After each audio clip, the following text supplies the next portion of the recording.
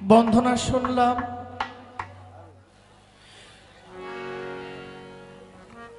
আজকের যে পালা,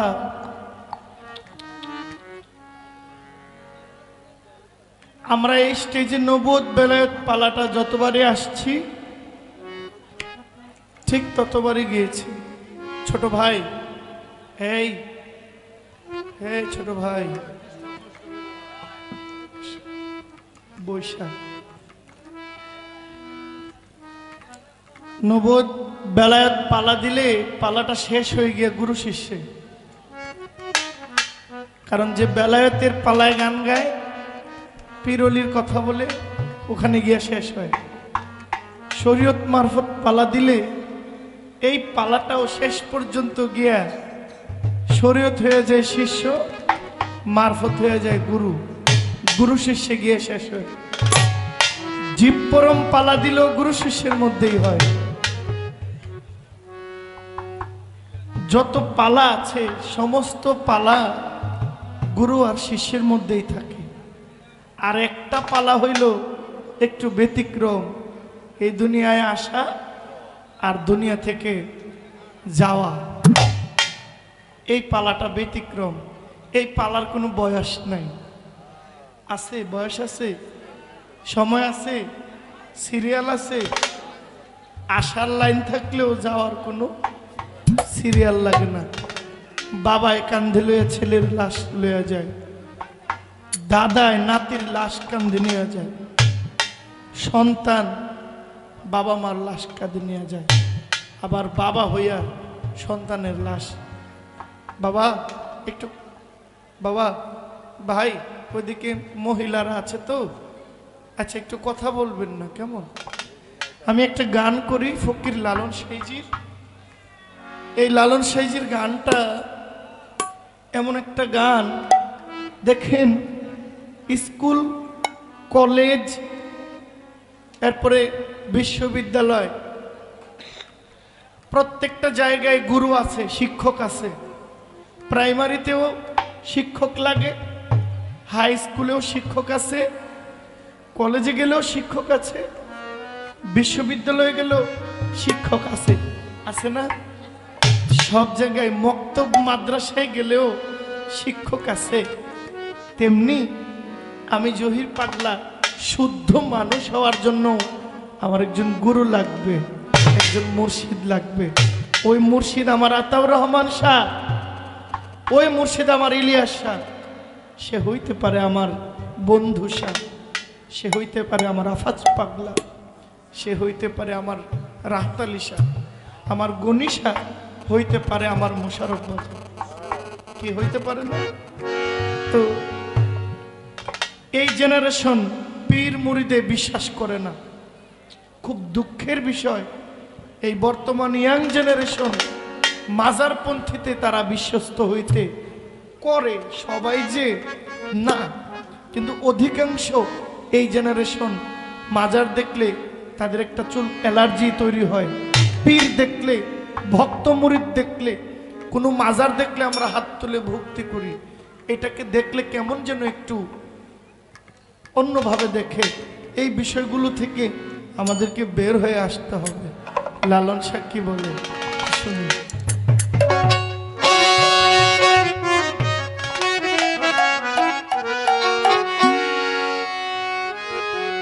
মানুষ ছাড়া খেয়ে পারে তুই মূল হারাবি, মানুষ ছাড়া খেয়ে পারে তুই মূল হারাবি, মানুষ ভজলে সোনার মানুষ কবি, মানুষ ভজলে সোনার মানুষ কবি, মানুষ ছাড়া খেয়ে পারে তুই মূল হারাবি, মানুষ ছাড়া খেয়ে পারে তুই মূল হারাবি, মানুষ ভজলে সোনার মানুষ কবি, একজন মানুষ ভজলে সোনার মানুষ কবি।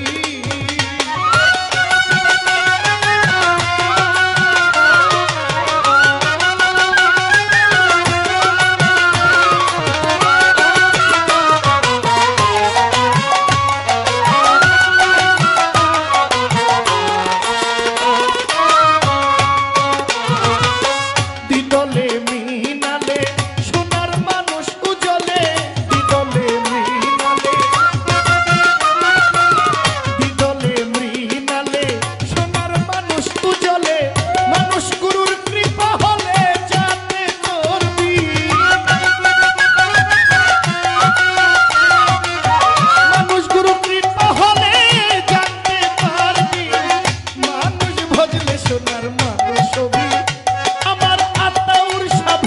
সোনার মানুষ হবি।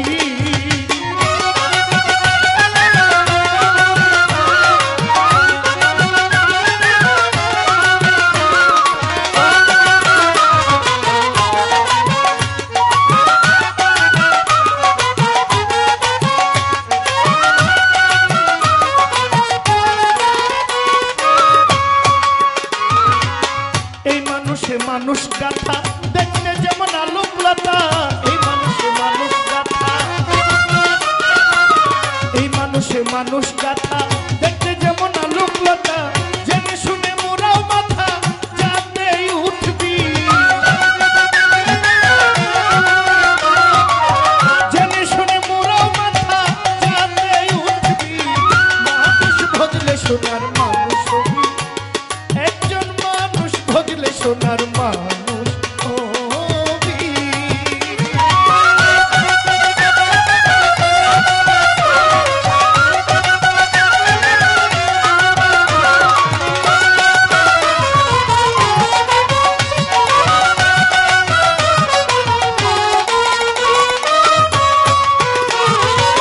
মানুষ ছাড়া মন রে আমার দেখতে যেমন ঘোর অন্ধকার, মানুষ ছাড়া মন রে আমার, মানুষ ছাড়া মন রে আমার দেখবি সব শূন্যকার। লালন বলে মানুষ আকার ভজলেই তোরবি, লালন বলে মানুষ আকার ভজলে তোরবি।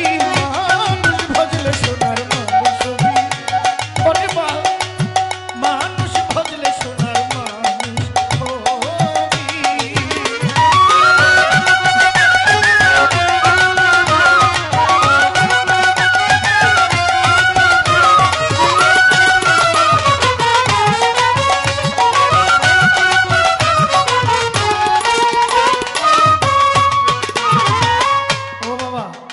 গান যে শিখছি মানে গান শিখি নাই, মানে যতটুকু গাইতেছি ততটুকু শিখার জন্য তো আমাকে পরিশ্রম করতে হয়েছে।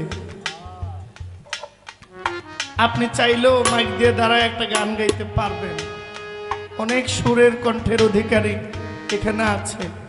সুর আল্লাহর ঐশ্বরিক দান, গড গিফটেড।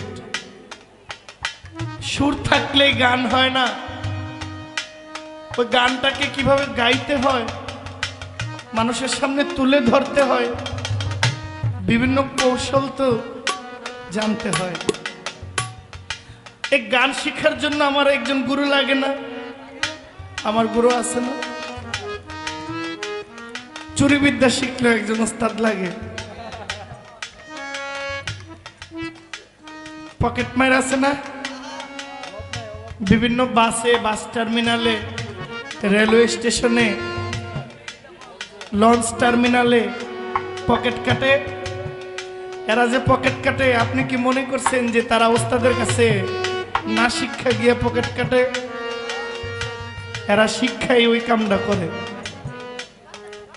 সব কাম করতে উস্তাদ মানেন, আল্লাহকে পাইতে একজন গুরু ধরার কাছে গেলে কেন আপনি মুখ ফিরান, কেন আপনি মুখ বেজার করেন, কেন আতাউসার দরবারে গিয়া ফুলের মালা দিয়ে ভক্তি জানাইলে কেন আপনি আমাকে কুচক্ষে দেখেন, আমাকে নিয়ে মন্তব্য। আমি কথাগুলো কিন্তু পুতুল দেওয়ানকে বলছি না। কে আমার কথাগুলো কি পুতুল দেওয়ানের জন্য? না না না না, এই সমাজের জন্য। সব শিখতে উস্তাদ মানেন, গুরু মানেন। আর একজন আল্লাহর ওলি, একটা গান আছে, তোর গনার দিন ফু রাহিয়া যায়, তো গনার দিন ফু রাহিয়া যায়, কে যাবি আতাউর সারাঙ্গিনায়। তোর গনার দিন ফু রাহিয়া যায়, তোর গনার দিন ফু রাহিয়া যায়, কে যাবি ইলিয়াস বাবারাঙ্গিনায়। ওরে অলির দরবারে গেলে পূর্ব পূর্বের সভা কাইটা যায় মুর্শিদের বাজারে গেলে পূর্বের সভা কেটে যায়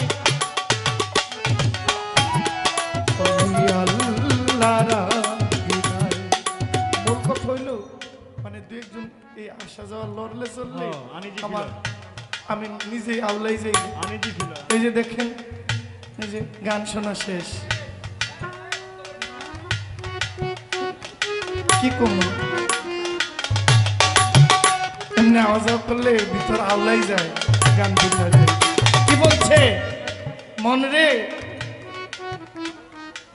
আচ্ছা ভলেন্টিয়ার ভাইরা আপনারাও আসা যাওয়া করেন না কেমন যতটা না কইরা থাকতে পারে ওই দেখো কুমাইরা পুকে আচ্ছা কুমাইরার বাসা চিনেন কেডায় ও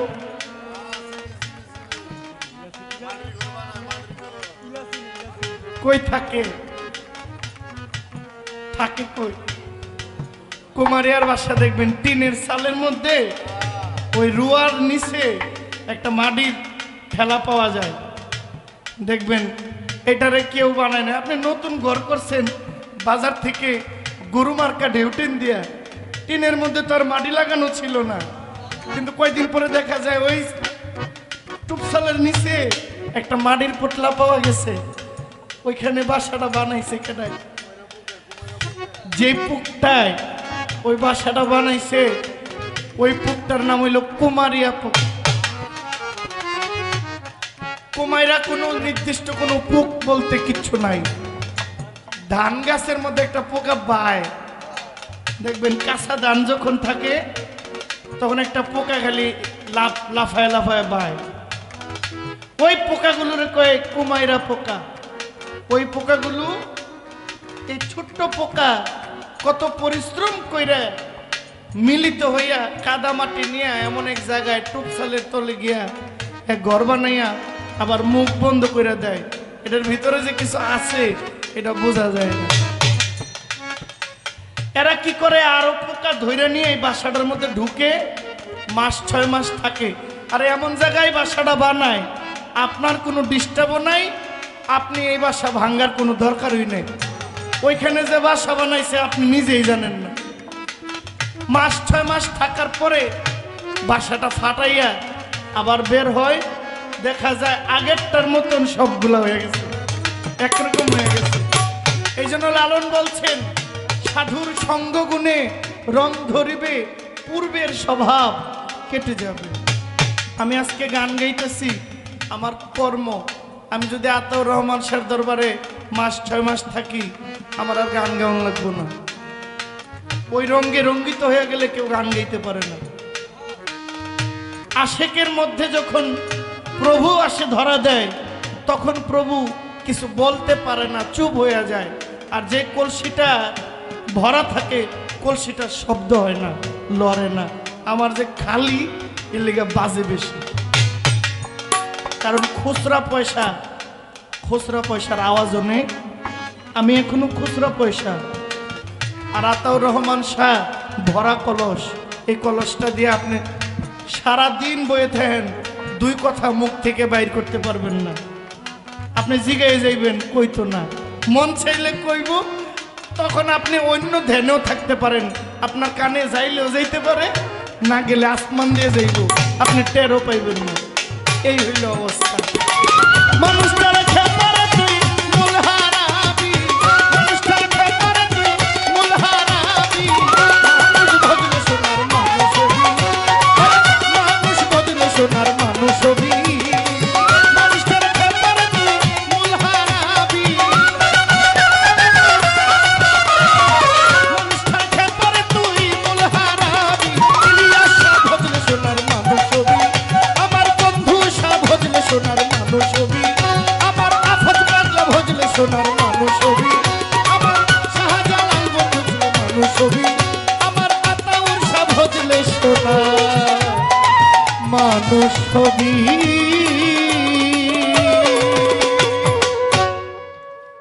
আমার ভক্তের কাছে কালকে একটা আমার একটা পেছে ফেলাইছে আমার বন্ধু, আমার দাদা ভাই, ওনার সাথে আমাকে 200 টাকা, একজন বাবাজি 100 টাকা দিয়েছেন। আসসালামু আলাইকুম। গতকালকে পালা গুরু শিষ্য ছিল, আমি আগে কোনো প্রশ্ন জিগাই নাই, আজকে আমি ভুল করুম না। বাজান বাড়ি দেন, কারণ আমি জানি পুতুল দেওয়ান কি কইতে পারে, এই মুখটা আমি চিনি।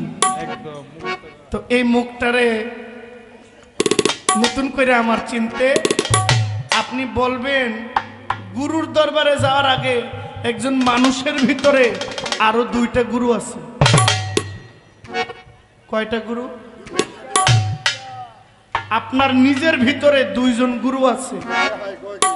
এই 2 জন গুরু থুইয়া আপনি মাইজ ভান্ডারে গৌসুল আজম আউলাদের রাসূল হযরত মুজিবুল বশর আল হাসানি আল মাইজ ভান্ডারি কেবলা কাবাজান বাবাজান কেবলার কাছে বায়াত হয়েছেন। আমার কথা হইল, আপনার নিজের ভিতরে আছে 2 গুরু, 2 গুরু, আর মাইজ ভান্ডারে হইল আপনার 1 গুরু। কয় গুরু হইল? আমি জানতে চাই আপনার ভিতরের 2 গুরুর নাম কি? প্রত্যেকটা মানুষের ভিতরে গুরু আছে, সবার মধ্যে আছে।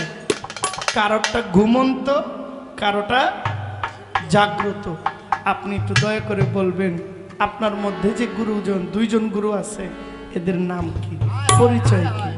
এটা আপনার কালকে আমি না জিগাইয়া ভুল করছি। আমার এমন এক প্রশ্ন জিগাইছে, আমি স্টেজ থেকে না পারতাছি নামতে, না পারতাছি গান ছেড়ে দিতে।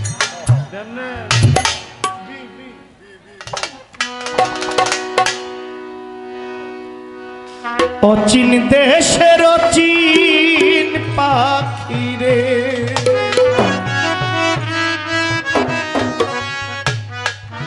এটা আমার মিঠু ভাইয়ের গান। আমার ভাই বলছে, পাগলা ২০ সালে 16 তারিখে এই গানটা করতে হবে। তারপরও আবার 6 মাস পর আবার বায়না করলেন। তো বায়না করার সময় আগেই বইলা নিছে যে এই বছর পালা কিন্তু ঘোরাইয়া দিব। মানে বিষয়টা হলো, আমি আবার একটা নালিশ দিছিলাম তার কাছে। নালিশটা হইল কি, আমি কই ভাই, আমি এখানে জহির পাগলা ভাইয়ের আগে আসছি, এখানে গান করেছি, তখনও আমাকে গাইতে হয়েছে নবুয়ত বেলায়ও। জহির পাগলা ভাইয়ের সাথে এই বছর নিয়ে মনে হয় আমার 3 বছর। এর 2 বারই, এর আগের বার, তারও আগের বার, এই 2 বারই নবুয়ত বেলায়ত পালা। মানে যতবারই এখানে পালা গান গাইছি, নবুয়ত বেলায়ত পালাটাই গাইছি। এখন মঞ্চে দিয়া দিলে এটা তো আর ফিরানো যায় না। তো বায়না করার সময় যখন বলছি যে আপনাদের দরবারে শুধু 1 পালাই দেন, কয় না আপা, এই বছর পালা আমরা ঘুরাইয়া দিব। শীষ দিচ্ছে, শীষটা কমান। পরে বলল যে পালার আগেরটা হবে না, পালা আমরা নির্ধারিত করে দিব। আসার পর খাওয়া দাওয়া করলাম। ভাই বললেন, এটা তো একটা গুরুর দরবার, আপনারা গুরু শিষ্য পালাটা আমাদেরকে শোনাবেন। তবে গুরু শিষ্য পালা থেকে যেন আমরা কিছু পাই।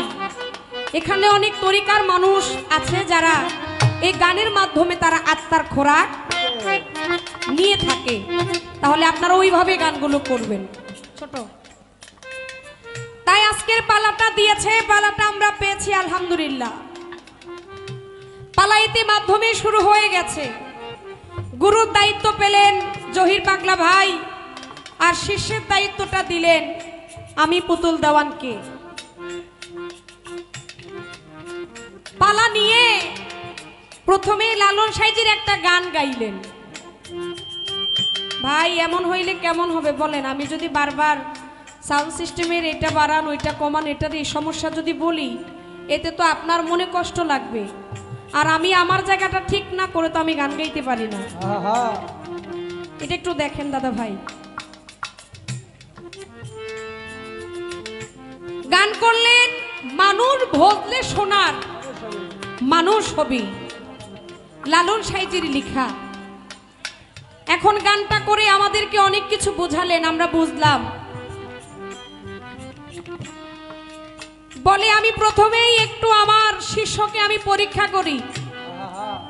গতকালকে পরীক্ষা করতে যাই আর পরীক্ষা করে নাই, মানে গতকালকে প্রথম আসরে আমাকে প্রশ্ন করতে চাইয়া প্রশ্ন আর করে নাই, মানে ভুলে গেছে গা। আজকে নিজেই মনে রাখে একেবারে প্রথমেই আমারে পরীক্ষা করা শুরু করছে। আপনার কাছে এখন তোরই আইলামই না, আপনার এখন তোরই চিনলামই না, আপনি আমারে কইরা বসলেন প্রশ্ন,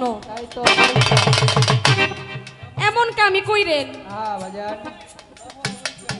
হ্যাঁ, আমারে না পড়াইয়া আমারে না শিখাইয়াই আমারতে আপনি পরীক্ষা লওয়ার লেগে বইয়া রইছেন। ভালো গুরু তো, গুরু যদি না হইতো তাহলে তুই এক কথা কইতে পারতাম। এখন তো হের চরণের দাসী হইয়া গেছি, কিছু বলতে চাইলেও আমি বলতে পারবো না। তারপরেও গানের আগে বইলা নিলাম, এমনই কইরেন না পড়াইয়া না শিখাইয়া পরীক্ষা লওয়ার লেগে বইয়া থাকেন। তাই আপনার ছাত্র, আপনার ছাত্রী, আপনার শিষ্য আপনার পরীক্ষায় ভালোবাস করব। আপনি আমার অনেক সুন্দর একটা জিজ্ঞাসা করেছেন যে আমার দেহের ভিতরে দুইজন গুরু আছে, এই দুইজন গুরু থাকতে আমি কেনই বা আমার যিনি মুর্শেদ, আমার সেই মুজিবুল বশর মাঝ ভান্ডারী, আমি সেই মানব গুরুর কাছে কেন আবার গেলাম? আর এখানে প্রশ্নটা হচ্ছে, আমি যে একজন শিষ্য, আমি আমার এই শিষ্যের দেহের ভিতরে দুজন গুরু থাকতে কেন আবার একজন গুরুর কাছে আমার যাইতে হয়? এ হলো তার প্রশ্ন। আমি ইনশাল্লাহ জবাব আপনাকে দেব। আপনি আমার পড়ান আর না পড়ান, আমি আপনার ঠিকই জবাব দেব। তো একটা গান করি আপনার জন্য। আপনি গান করেছেন লালন সাইজির লেখা, আর আমার গানটা থাকবে সে আমাদের জালালউদ্দিন খার লেখা, যিনি অসংখ্য গান রচনা করেছেন, যার কথার অনেক ওজন আছে। তার একটা গান করি। আর গানের আগে বলি, এই যে এরকম যে বারবার হাঁটা চলা করেন, কাজ থাকলে ওই দিকে যান, না থাকলে ওই দিকে যান, ব্যাপারটা তো বুঝলাম না। গতবারও জহির পাগলা ভাই কথাটা বইলে গেছিল যে হাঁটা রাস্তাটা এই জায়গায় কইরেন না, আর যদি হাঁটা রাস্তায় করেন তাহলে শিল্পীকে মঞ্চটা করবেন ওই জায়গায়, একেবারে এই জায়গা থেকে সবাই দেখবো। ঠিক এই পাশটাতে হাঁটা রাস্তা করলে এই মানুষগুলো এই দিকে চাইপা বসলে, ওই জায়গায় মঞ্চটা করলে দরবারের দিক ফিরা শিল্পীরা গান গাইব, এটা একটা সুন্দর হয়। আর যদি বলেন যে না মঞ্চটা এই জায়গা, তাহলে হাঁটা রাস্তাটা ওই জায়গা দিয়ে করেন। এখন এই যে কাজেও যায় মানুষ, অকাজেও যায়, কি বলবো বলেন, কিছু তো বলার নাই। আমার গুরু বলতেছে এইরকম হাঁটা চলা করলে আর ভিতর থেকে গান আসে না, গান ভুলে যায়। কথাটা সত্য, কারণ আপনাদের উপরে আমাদের নজর থাকে, এটা একটু খেয়াল রাখবেন। আর গুরু শিষ্য গান, এটা একটু ঠান্ডা মেজাজের গান, গানে কেউ দয়া করে ওঠা বসা করবেন না, একটু মন দিয়ে গানটা শোনার জন্য চেষ্টা করবেন।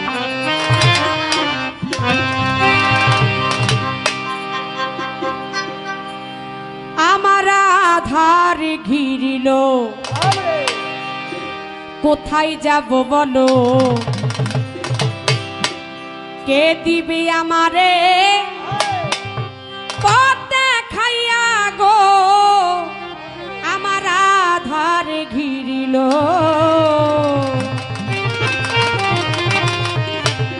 একটু মনিটরে লাউড করেন ভোকালটা।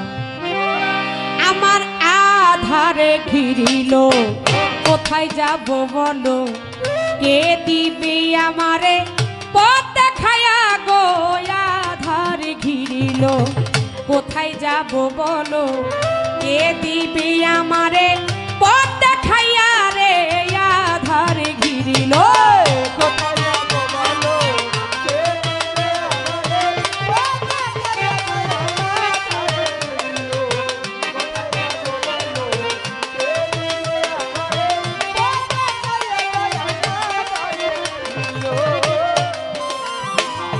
চাহিয়া দেখি গো আমার কি আছে মেলা,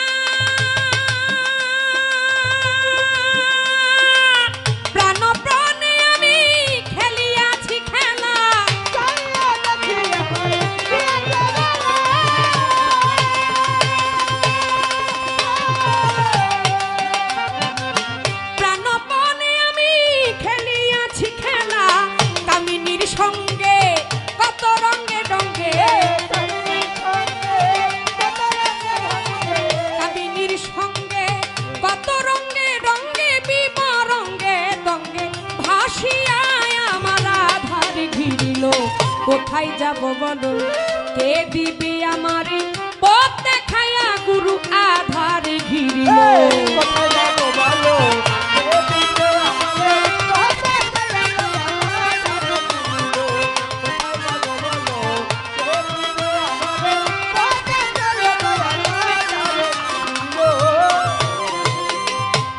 আমি ভেবেছিলাম হবে তারাই হবে সাথী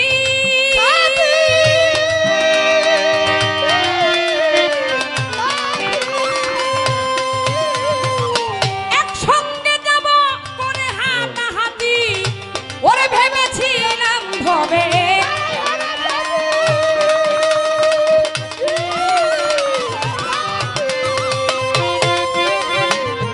একসঙ্গে যাব করে হাতাহাতি আসি আসি বলে সবাই গেল চলে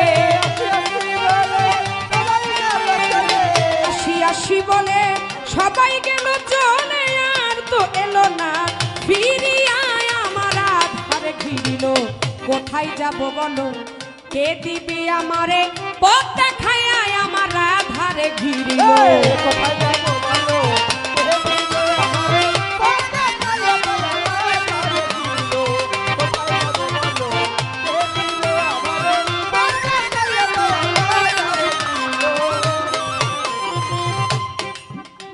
ওরা সামনেতে শ্মশান ভূমি ওরে শ্মশানেতে শ্মশান ভূমি সঙ্গে নাই কেহ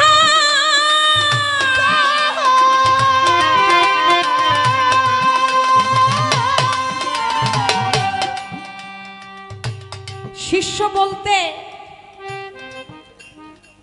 আমি কিন্তু একা একজন ছোট এই যে গানটা ধরলাম এটা আমার গান না এটা হচ্ছে সাধকের গান সাধকের কথাগুলো খুবই ওজনী কথা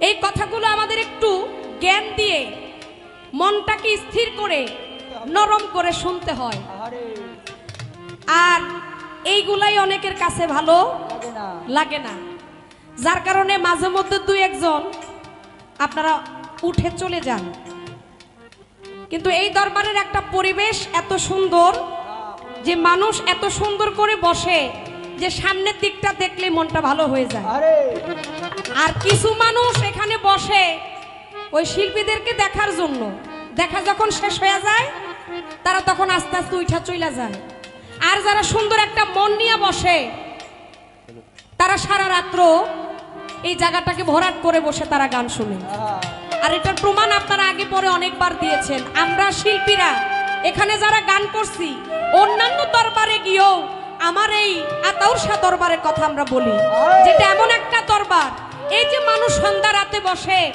একেবারে শেষ রাত্র পর্যন্ত ভোর পর্যন্ত তারা সবাই গান শোনে কিন্তু মাঝে মধ্যে কয়েকটা ওই পাশার নিচে জুতা দিয়া মনে করেন যে বুট কতটি লইয়া বাদাম কতটি লইয়া খাইবো আর মনে করেন যে শিল্পীর দিকে এমনি করে ছায়া থাকবো ওই গানটা একটু ভারী ধরলে কথা একটু কইলে তখন আর হেগো কাছে জুত লাগে না তখন আস্তের উপরে জুতাটা লইয়া মুসরা দিয়া তখন জায়গা এদের জন্য গান না গান হচ্ছে জ্ঞানী মানুষের জন্য গান হচ্ছে সাধকদের জন্য গান হচ্ছে তরিকার মানুষের জন্য ওই রকম মন নিয়ে যদি আয়সা যদি বসতে পারেন বসবেন আর যদি বলেন যে না আমার দ্বারা এটা হবে না তাহলে বাউল গানে আপনি আইসেন না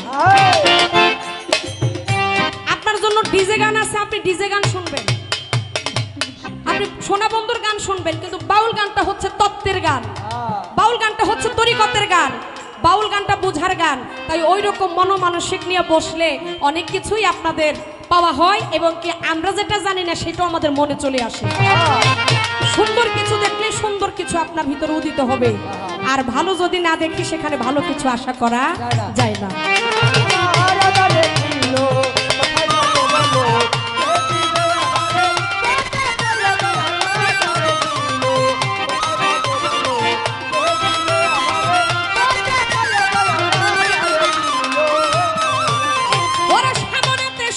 ভূমি সঙ্গে নাই কেহ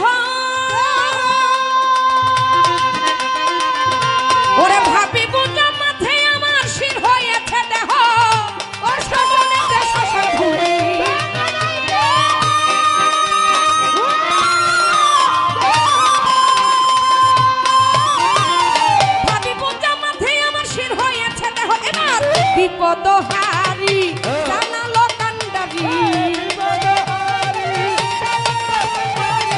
বিপদ হারি জানালো কান্ডারি বিধি বিপদ নাও না আসিয়া আমার আধার ঘিরিল কোথায় যাব বলো কে দিবে আমারে পথ দেখাইয়া গুরু আধার ঘিরিল কোথায় যাবো বলো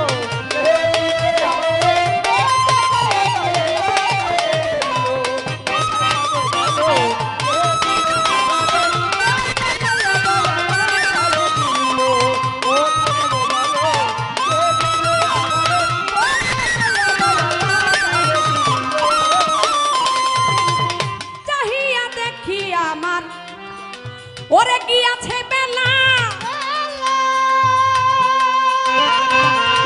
পানপনে আমি খেলিয়াছি খেলা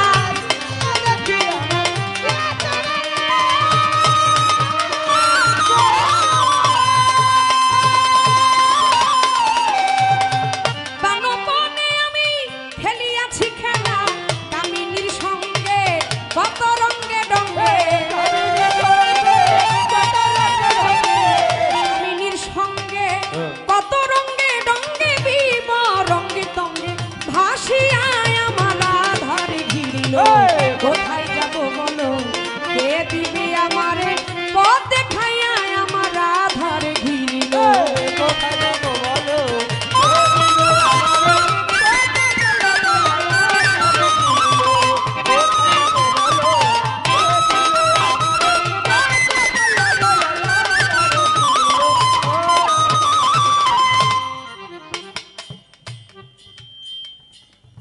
ধৈর্য ধরেন নীরব থাকেন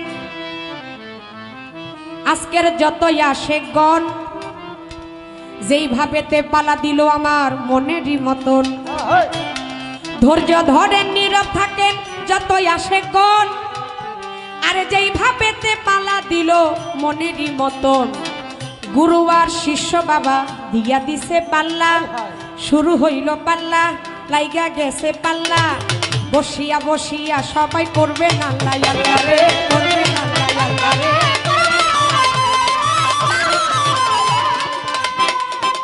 আজকে গুরু আর শিষ্য আমার গুরু জহির দরদি আজকে লাগাইয়া দিছে পাল্লা ওরে আমায় প্রশ্ন করে পরীক্ষা করে লাগাইয়া দিছে পাল্লা হিন্দুরা বলো হরি মুসলমান আল্লাহ রে মুসলমান আল্লাহ রে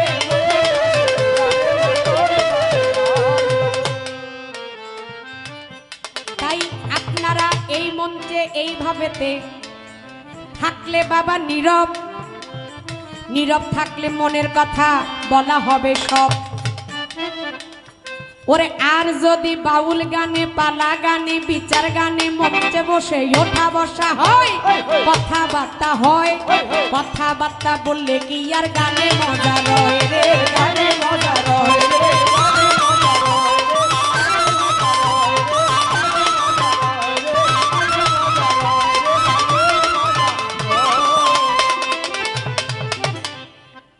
এইভাবেতে হাত তুলিয়া বসে বসে পড়লে একটু দোয়া দোয়া পেলে এই সবাতে এই পুতুলের হবে যে গান গাওয়া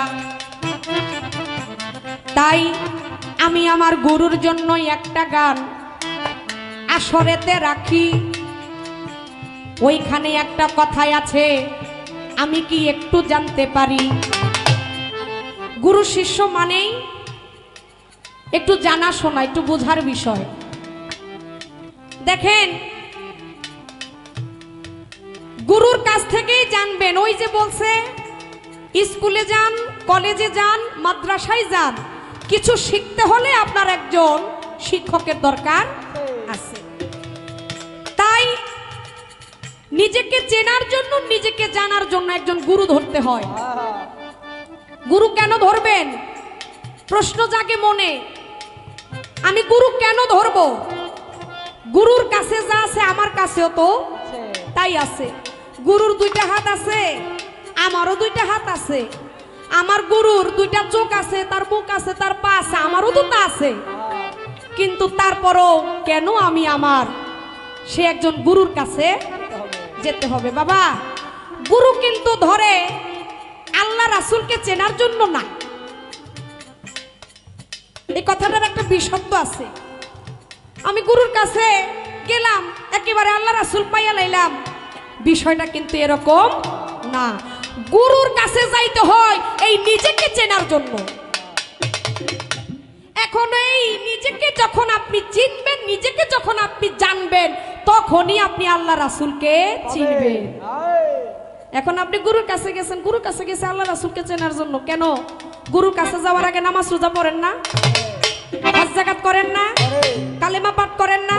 এখন ওইগুলা করলেও তো আমার নবীকে পাওয়া যায়, আল্লাহকে পাওয়া যায়।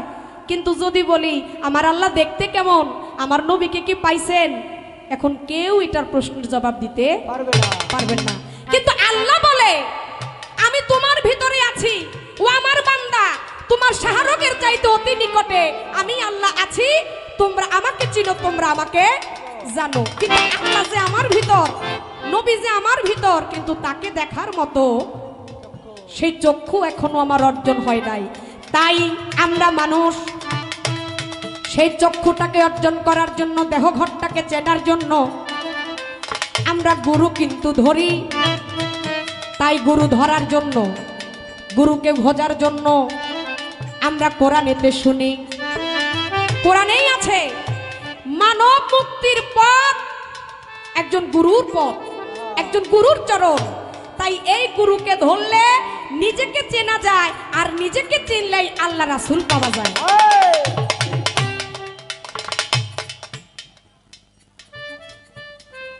এখন আমি যে আমাকে চিনবো, আমার ঘরটা অন্ধকার, যার জন্যই জালালউদ্দিন খানের গানটা ধরেছি, আধারে ঘিরিল আমি কোথায় যাব বলো, কি আমারে দিবে পথ দেখাইয়া। চাহিয়া দেখি গো গিয়াছে বেলা, পানপনে আমি খেলিয়াছি খেলা, কামিনীর সঙ্গে কত রঙ্গে ঢঙ্গে, বিবরঙ্গে তরঙ্গে ভাসিয়া। আমি তো সোনার মানুষ বসতে চাই, সেই সোনার মানুষটাকে পেতে চাই, কিন্তু সেই সোনার মানুষটার কাছে যে যাব, পথটাই আমার অন্ধকার, তাই তোই আমি পাই।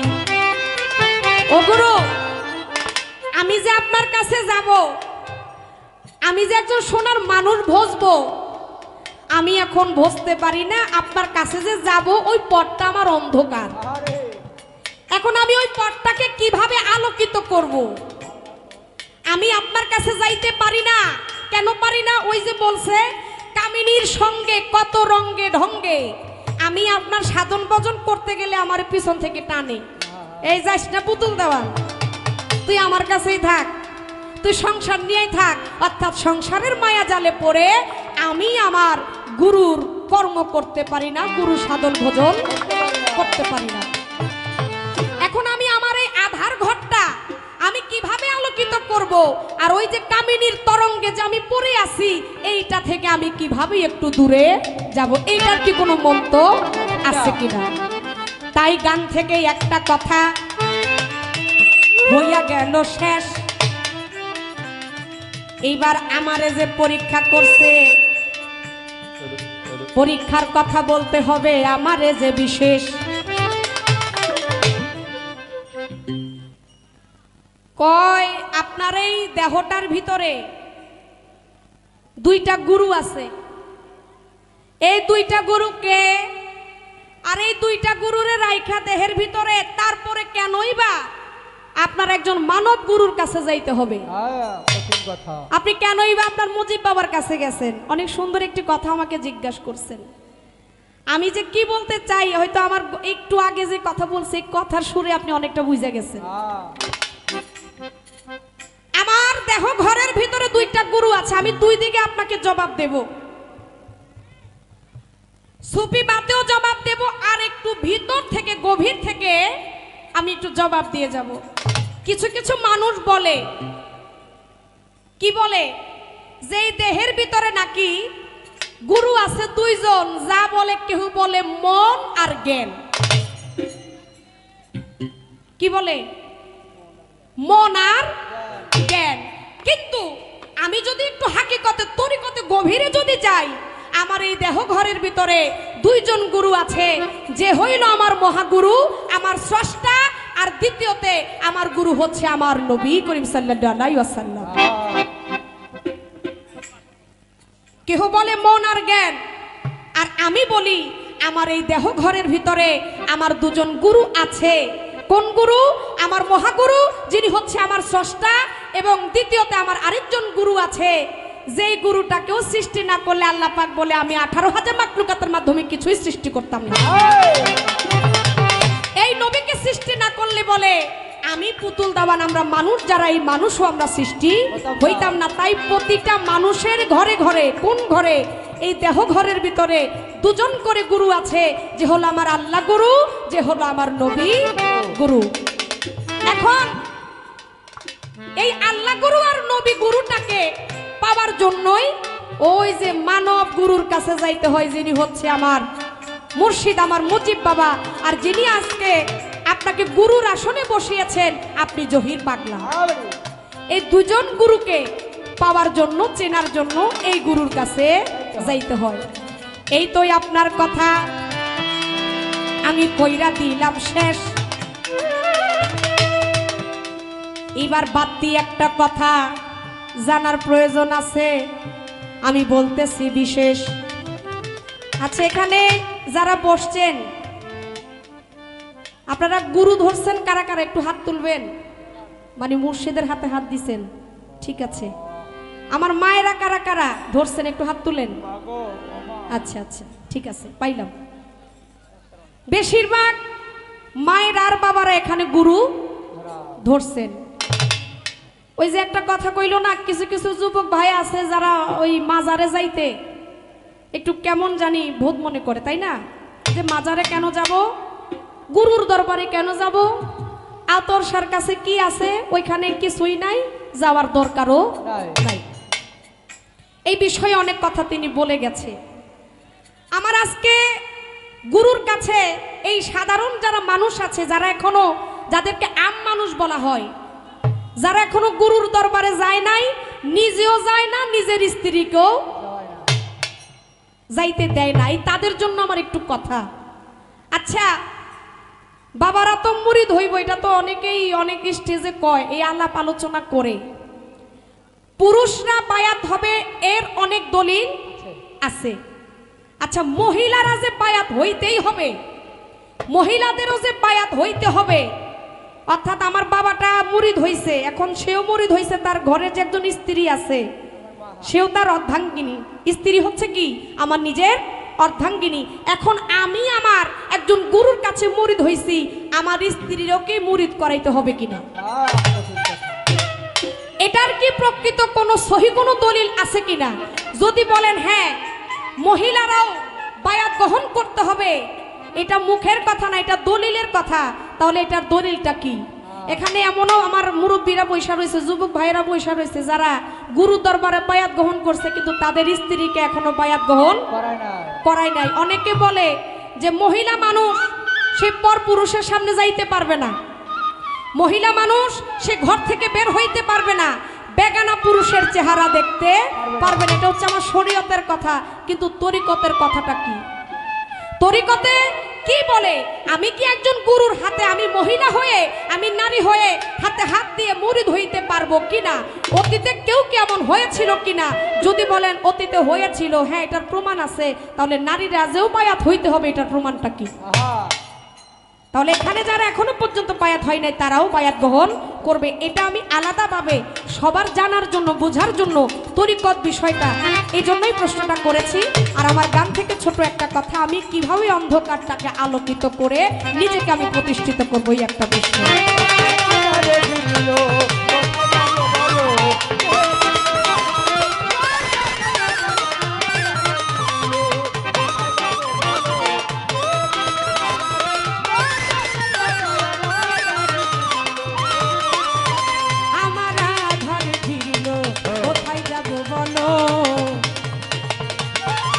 কে